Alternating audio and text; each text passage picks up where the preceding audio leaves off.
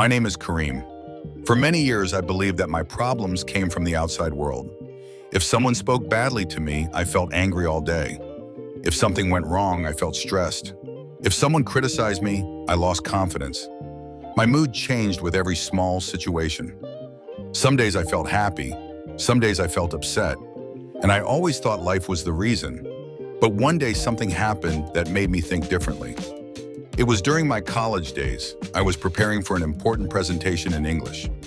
I had practiced for many days, but on the day of the presentation, I made a small mistake. I forgot one line. It was only a small moment, but my mind reacted strongly. After the presentation, I kept thinking about it. I said to myself, "You embarrassed yourself. You should have done better. Everyone noticed your mistake." For the entire evening, my mind kept repeating those thoughts. I could not relax.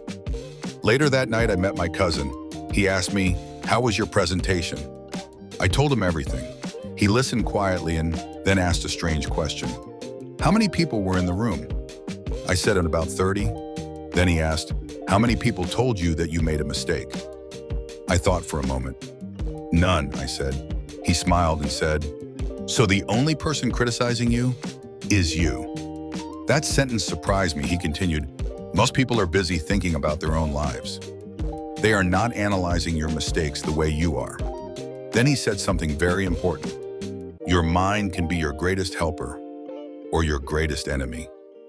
That night, I thought deeply about his words. I realized that my biggest problem was not the mistake. My biggest problem was the way I was thinking. My mind kept repeating negative thoughts. From that day, I started practicing something new. Whenever a negative thought appeared, I paused. Then I asked myself two questions. Is this thought helpful? Is this thought true?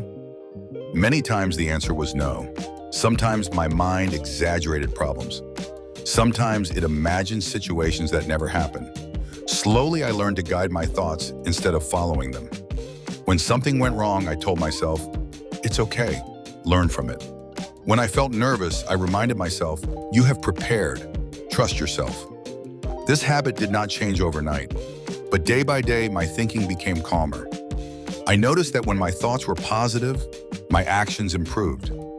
I spoke more confidently. I made better decisions. I felt more peaceful. Now I understand something powerful. Your thoughts shape your experience of life. Two people can face the same situation. One person feels stressed, the other person feels calm. The difference is not the situation. The difference is the way they think. Learning to control your thoughts is one of the most valuable skills in life, because when your mind becomes strong, your life becomes stronger. Final thought, you cannot control everything in life, but you can control how you think. And sometimes that changes everything. Ending line, keep learning English. Keep improving your thinking. And always remember, a strong mind creates a strong life.